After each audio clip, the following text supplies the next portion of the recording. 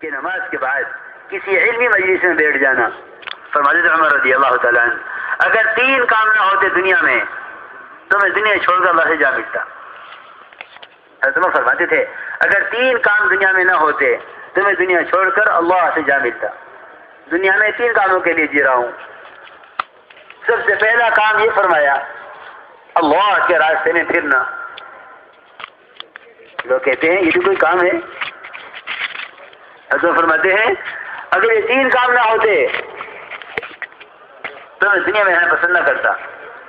دنیا میں رہتا ہوں ان 3 کاموں کی وجہ سے. پہلا کام اللہ کے راستے میں پھرنا. دوسرا کام اللہ کی زمین پر لمبے لمبے سجدے کرنا.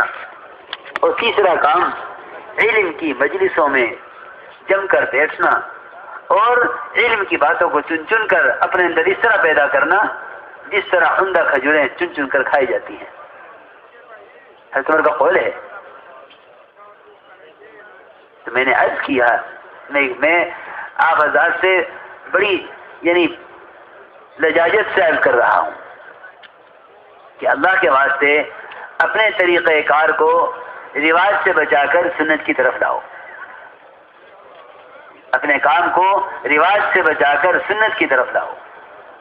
کیونکہ حضور اکرم صلی اللہ علیہ وسلم اور آپ کے صحابہ کی سنتیں اور ان کے طریقے صرف کھانے کمانے اور پہننے اوڑھنے تک محدود نہیں ہیں. میری بات یاد رکھنا. لوگ سمجھتے ہیں کہ سنت کا مطلب یہ ہے کہ وہ سنت عبادت سے متعلق ہے یا وہ سنت معاشرے سے متعلق ہے یا وہ سنت معاملہ سے متعلق ہے. نہیں. یاد رکھنا کہ جس طرح ایک ضرورت اس کی پورا کرنے کا سنت طریقہ متعین ہے بالکل اسی طرح دعوت الی اللہ جو مہا سنت ہے اہم سنت ہے اس کا بھی طریقہ متعین ہے. اس کو ہمیں رواج سے بچا کر سنت کی طرف لانا ہے. اس لیے میں بار بار عرض کر رہا ہوں کہ مسجد کی جماعت کا کام یہ ہے کہ ہر ایمان والے سے ملاقات کریں. گھر پر ہو یا بازار میں ہو, گلی میں ہو, راستے پر ہو, ہوٹل میں ہو یا کسی بھی ماحول میں ہو.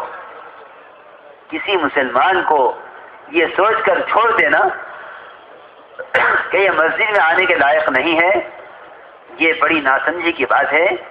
کیونکہ ایک عام سے عام مسلمان کا مقام بیت اللہ سے اونچا ہے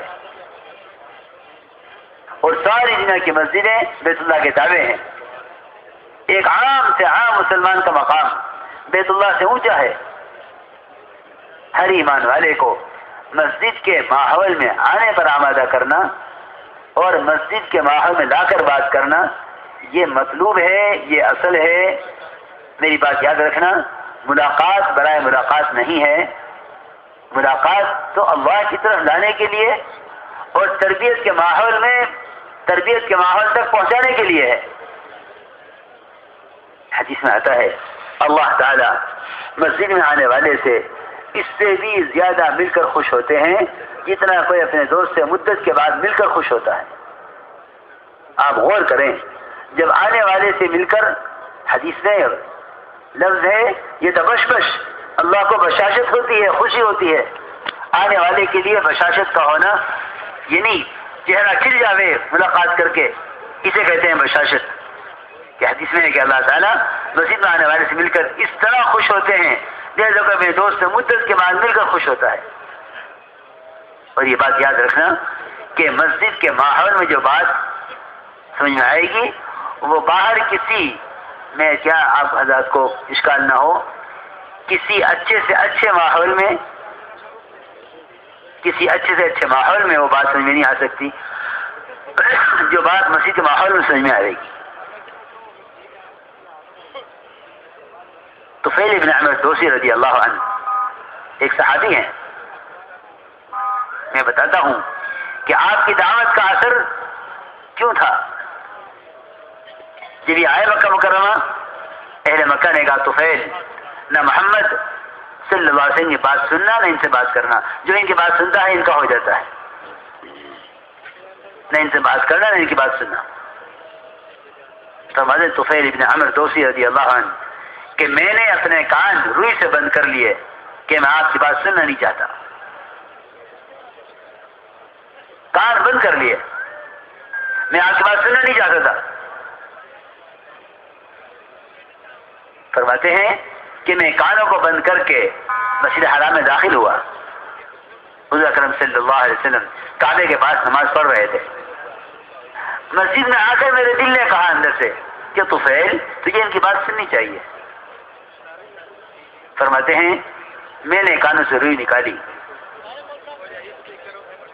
حالانکہ اتنی ضد تھی آپ کی بات سے کہ کانوں میں روئی ڈال کر آئے تھے کہ میں کوئی بات سننا نہیں چاہتا. لیکن فرماتے ہیں کہ مسجد میں داخل ہوا اور بات سنی، اور بات سن کر اسلام قبول کیا، اور فوراً عرض کیا کہ یا رسول اللہ میں اپنے قوم کو جا کر دعوت دیتا ہوں. ایک بات تو اس میں یہ سمجھ لینا، کیونکہ میرا دل چاہتا ہے کہ کام کرنے والے کام کو صحابہ کی سیرت پر لاویں.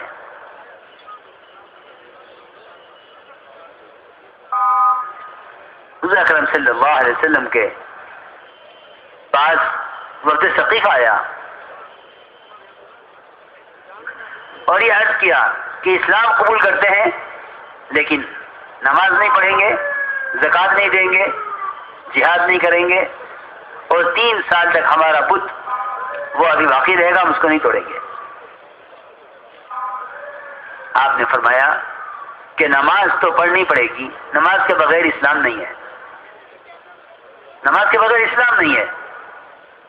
نماز تو پڑھنی پڑے گی، نماز کے بغیر اسلام نہیں ہے. تمہارا بت وہ ہم توڑوائیں گے.